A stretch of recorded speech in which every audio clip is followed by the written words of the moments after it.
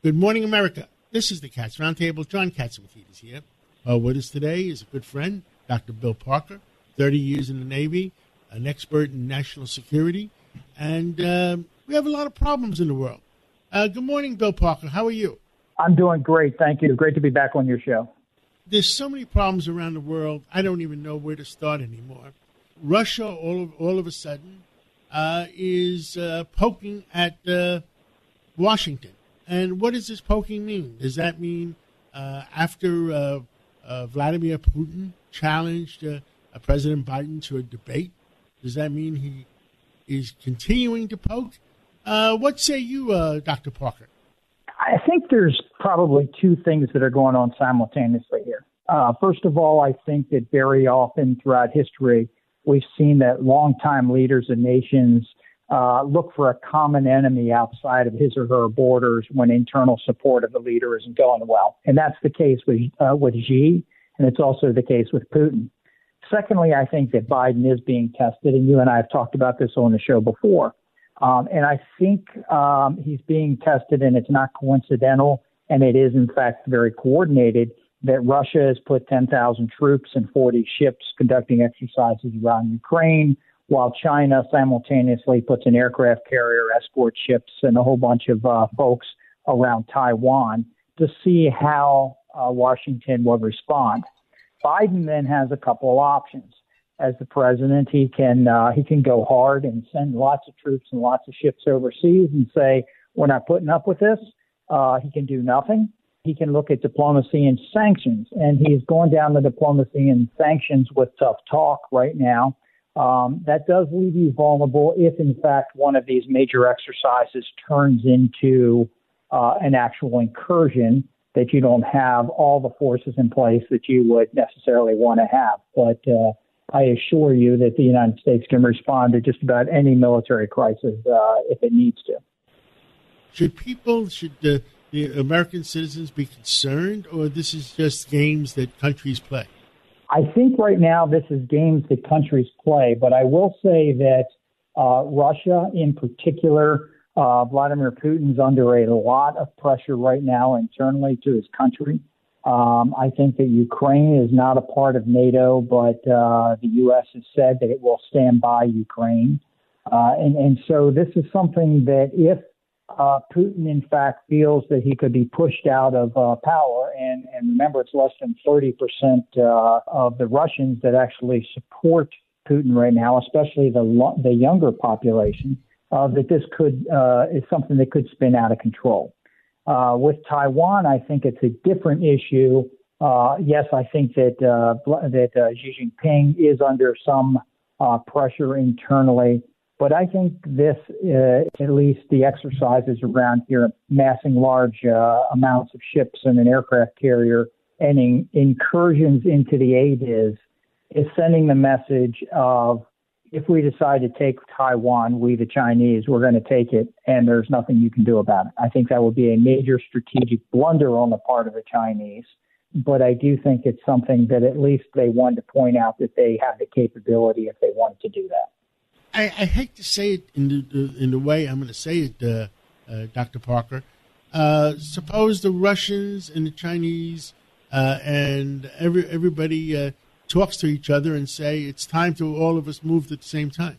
Well, I think that's one of the concerns, that this is really the first time we've seen it when the Russians and the Chinese have a coordinated effort together here. And they clearly were talking to each other, the Russians and the Chinese, and they had a simultaneous action happen. If that happens, that is a problem for us, not one that the U.S. couldn't deal with, especially alongside our friends and allies. But I don't think Russia, China, or the United States want to end up in a war with each other. So I do believe at the end of the day, folks will be smart about it, unless, like I said, you have the situation we talked about before. And I think Navalny in Russia in particular could be that tinderbox that could end up pushing Russia over the edge. Now, you were at very, very high levels in the Navy. The fact is Admiral Stavridis has written a book, and it's supposed to be a fiction book, that we're going to make into a confrontation with the Chinese by 2034. But I think there's a lot of Americans worried that it could happen before that. What say you? Well, Admiral Stavridis wrote the foreword for my last book, and we've known each other for a long time. He's a smart man. And I think when you read through that book, there's a lot in there, although it is fiction. There's a lot in there that could certainly happen. Do I think it could spin out of control earlier? Yes. I do think that's possible. I think that we have to have, I call it strength through firepower. We need to have enough forces, and we need to show that we have the intent to execute Article 5 agreements. In other words, that we would support any of our allies that are in fact attacked. I mean, that's really the basis behind NATO.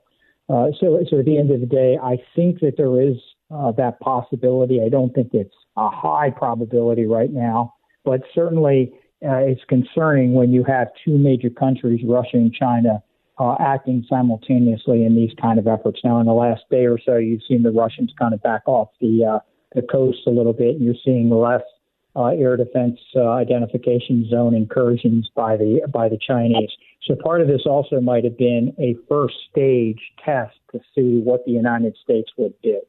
There's also been some allegations from a lot of people in Washington that some of the people appointed under the latest administration have been out to push out some people that were appointed or rose to high levels in the military under the Trump administration. Have you heard that at all? I've heard lots of rumors about that. I've certainly seen people that were longtime professionals in the government that are no longer in those positions.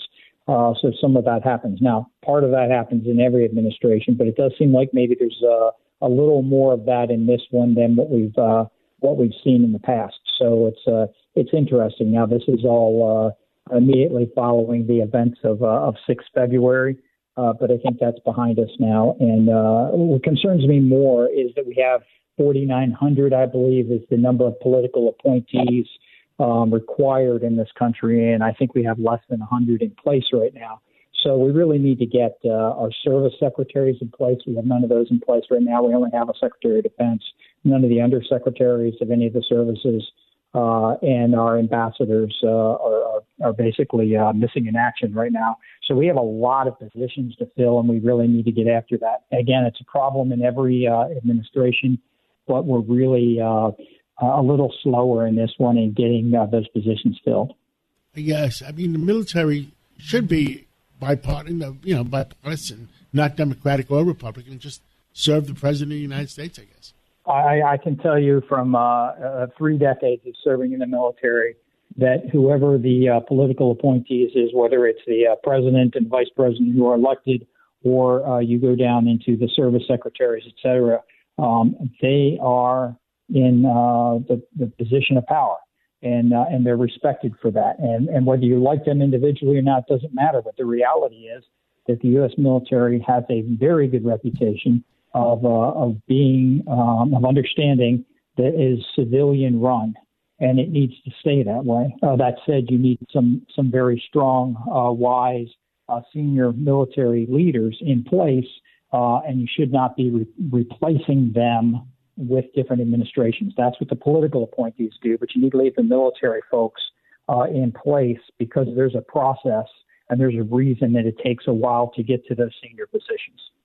I agree with you 100%. Anything else you want to tell the American people? We have a minute left. Well, I'll tell you in a minute less, I think that Chinese sees Taiwan as a breakaway province that will eventually join China again. I think that Taiwan sees itself as a sovereign country that is not interested in doing that. So I think there's some real pressure there. And I think we need to get our forces back into the Black Sea. I think that's very important to make that statement. Dr. Bill Parker, thank you for your service to our country and your willingness to continuing to speak out on behalf of our country. God bless you. God bless America. Thank you very much, John. This is the Cats Roundtable. We'll be right back.